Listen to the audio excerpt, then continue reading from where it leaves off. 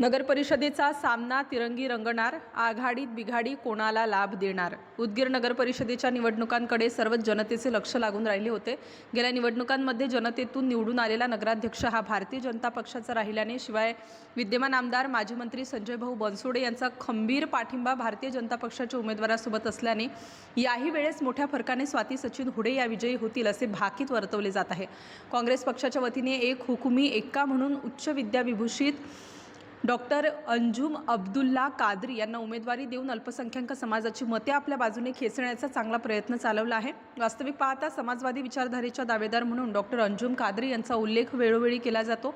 शिवाय भ्रष्टाचारमुक्त राजकारणाचे जिवंत उदाहरण म्हणून ॲडव्होकेट अब्दुल्ला कादरी यांनी नगर परिषदेचे अध्यक्षपद उत्कृष्टपणे भूषवून आपला एक वेगळा ठसा निर्माण केला होता.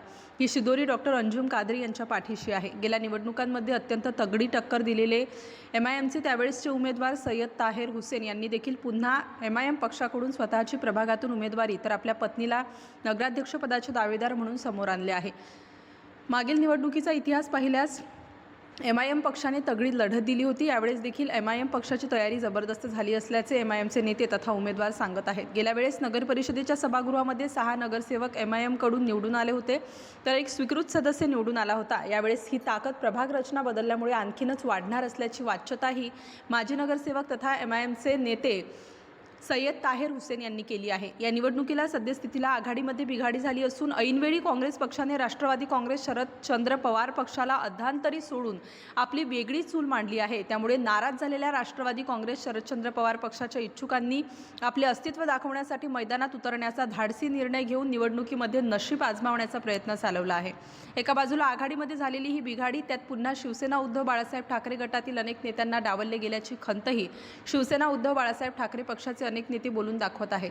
तीच अवस्था शिवसेना शिंदे गटाच्या कार्यकर्त्यांचीही झाली होती. मात्र ऐन वेळेला माजी आमदार सुधाकर भालेराव यांनी राष्ट्रवादी काँग्रेस शरदचंद्र पवार पक्षाला रामराम ठोकत शिवसेना शिंदे गटामध्ये प्रवेश केल्यामुळे त्यांना काही प्रमाणात अवसान मिळाले आहे. मात्र हे उसने आलेल्या अवसान कितपत टिकेल या संदर्भामध्ये राजकीय जाणकार वेगवेगळे मत व्यक्त करत आहेत. माजी आमदार सुधाकर भालेराव यांनी पक्षात प्रवेश केल्याबरोबर महायुतीमध्येही चांगलीच दरार निर्माण करण्यात यश मिळवले आहे.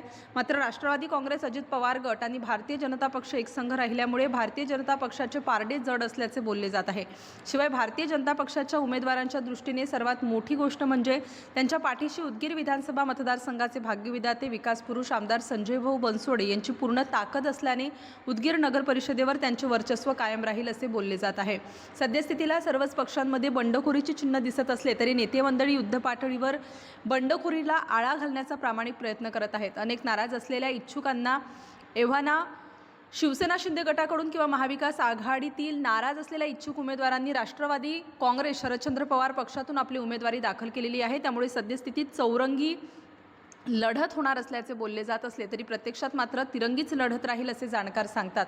शिवसेना शिंदे गट आणि राष्ट्रवादी काँग्रेस शरदचंद्र पवार पक्ष या दोन्हीही पक्षाची आयत्या वेळेची तयारी पक्षाला बळ देईल असे वाटत नाही.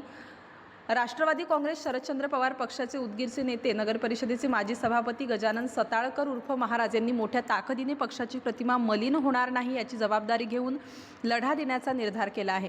पक्षातील अनेकांनी ऐनवेळी पाठ फिरवली असली तरी पक्ष कोणाच्या दावणीला बांधण्यापेक्षा पक्षाची ताकद आपण दाखवून देऊ अशी जिद्द ठेवून गजानन महाराज सताळकर यांनी बऱ्यापैकी राष्ट्रवादी काँग्रेस शरदचंद्र पवार पक्षाला बळ दिले आहे. आणखी एक दिवस उमेदवारी अर्ज परत घेण्याची वेळ असल्याने नेते मंडळींच्या मनधरणीला आणि रागाच्या भरात घेतलेल्या निर्णयाला बगल देऊन कोण कोण आपली उमेदवारी परत घेईल याकडे सर्वांचेच लक्ष लागले आहे. राष्ट्र माझा लाईव्ह